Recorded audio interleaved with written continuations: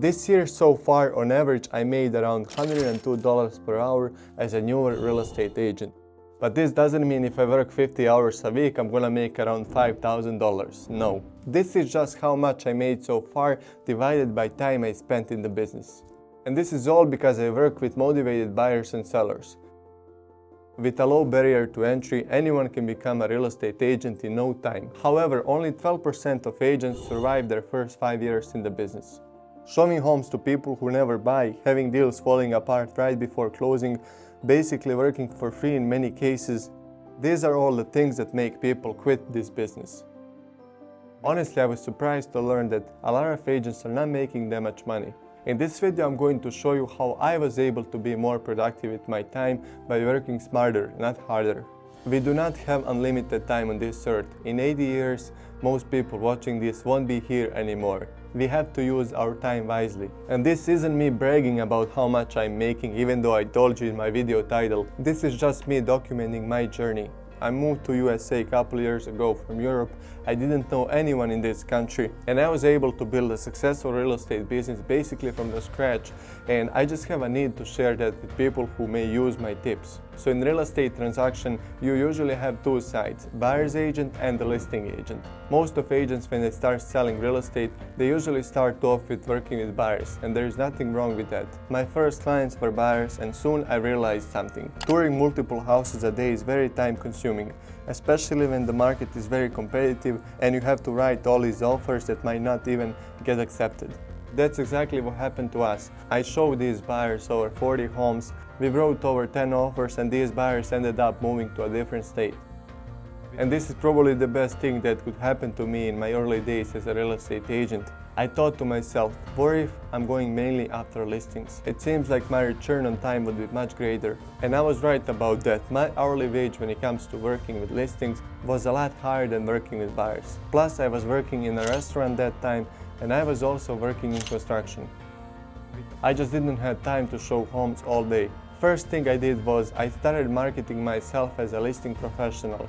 And I started calling expired listings and for sale by owners. I was hiding in restaurant corners just to use my phone, and when I was done serving table, I would sneak out to make a call to a new for sale by owner or expired listing. I was making calls daily and it started working. I was going on appointments every day after work. A lot of listings I didn't get, but some of them I did get, and I ended up taking 10 listings my first year in the business. Of course, it takes time to call all of these people and to go on all of these listing appointments. Like I said, this was my first year in the business, and when I divide everything, it turns out that I made around between $7 to $10 per hour. But now my skills have become much better, and I don't need to go on 20 appointments just to get one listing. Plus, now I'm getting referrals from past clients. Guys, the math is there, it just makes more sense to take listings. Think about it, yes, you do more work to get the listing, but it's way more scalable. You can take 10 listings for the time you close on one buyer, and if the deal falls apart, you still have the listing. While with the buyer you have to search for a new house and compete again with other buyers. So any normal person would ask, okay, I'm in, so how do I get the listings? Well, first you can reach out to people who raise their hand they want to sell, and those are for sale by owners and expired listings. These people are low-hanging fruits in the industry. Over 90% of for sale by owners end up listing with a realtor in the end. All you gotta do is call these people, get face-to-face with them, and present your value proposition. And don't think the only way to get listings is to call. It's not. If you don't want to call people, there are still ways to get listings. And this is the mistake some agents make, in my opinion. They market themselves as someone who mostly works with buyers. What do I mean by that? Well, you go on their social media and all you can see are tips on how to buy a home. Or on their business card it says, find your dream house or similar. Yet if you ask them, they would say they would rather have listings. It just doesn't make sense. One more lead source are open houses. Open houses are great lead source for sellers as well. Every time I have an open house, I ask people if they have an agent or if they're looking to sell. You kinda get the point here. By focusing your energy on people who are looking to sell, they'll give you more sellers in the end. But the truth is, it takes more sales skills to work with the sellers. You have to sell yourself and to negotiate your commission, and in many cases they are interviewing more than just one realtor to help them sell. This is probably the reason new agents don't chase listings too much. They just don't feel confident enough. I know I'm going all over the place right now, I just can't help but speak my mind here. My Eastern European self is maybe too direct, but this is just something I wish somebody told me when I got my license. We all got into this business to have more freedom and better lifestyle, right? No? This is the thing I noticed as well. People who have worked their whole life in corporate world, they just feel they need to put 40 to 50 hours a week, even if they don't do anything productive. So they pick all these random buyers just to show houses so they can feel like they're doing something productive, and when you look up their production, it's nothing special. Or they go to their office just to chit chat with their colleagues. Hey man, how's business? Oh, it's picking up. It's not like last year, but it's definitely picking up. It cannot pick up. This is a sales business. If it's not picking up, you're not picking up. Okay, the business is not picking up itself. You gotta go out there and find those deals. Let me repeat this. You're a business owner. You only get paid if the deal closes. You have full control over your income. If it's not picking up, it's you. You're not picking up. It's always you. Stop blaming others. And I'm not saying you shouldn't help people who are looking to buy a home. Of course not. I still work with buyers, but I take my time to see what is exactly they want. Our job as real estate professionals is not to motivate people to buy and sell. Our job is to help motivated people do that. So if you want to make more money, your only job is finding those people. I mean, these principles can be applied to any business. For example, I can be sitting here talking for 10 hours and I can cut everything to 8 minutes. You're only going to see 8 minutes of what I said. How productive you are with your time is going to determine how fast can you grow.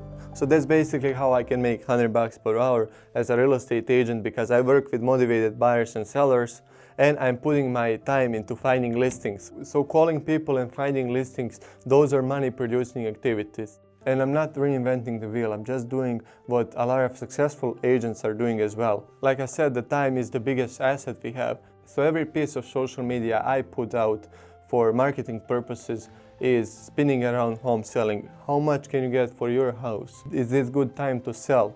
Hey, I sold this home in 3 days. I got 7 offers. Can you get 7 offers? I'm doing this different than them. I market your property this way. I put your property on that website. Everything I do is spinning around home sellers. I'm not a real estate coach. I do not have any course to sell you. I'm just showing here things that work for me. And if you're new to this business, if you're watching, or if you just want to scale, my advice is just not to give up. We are very lucky because we are in a business where everyone is our prospect.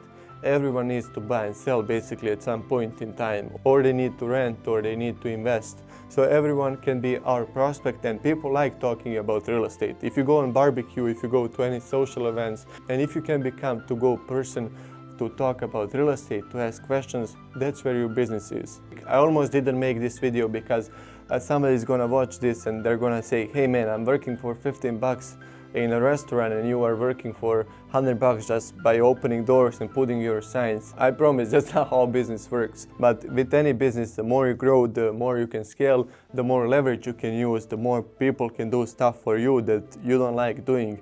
And that's the beauty of entrepreneurship, not just real estate sales, but any business in general. YouTube, for example. If you are taking the risk, you are getting rewarded. I'm pretty busy with selling homes, yet I still take my time to make this video. So if you find any value, please give it a thumbs up and subscribe to my channel. Thank you so much for watching, and see you in the next video.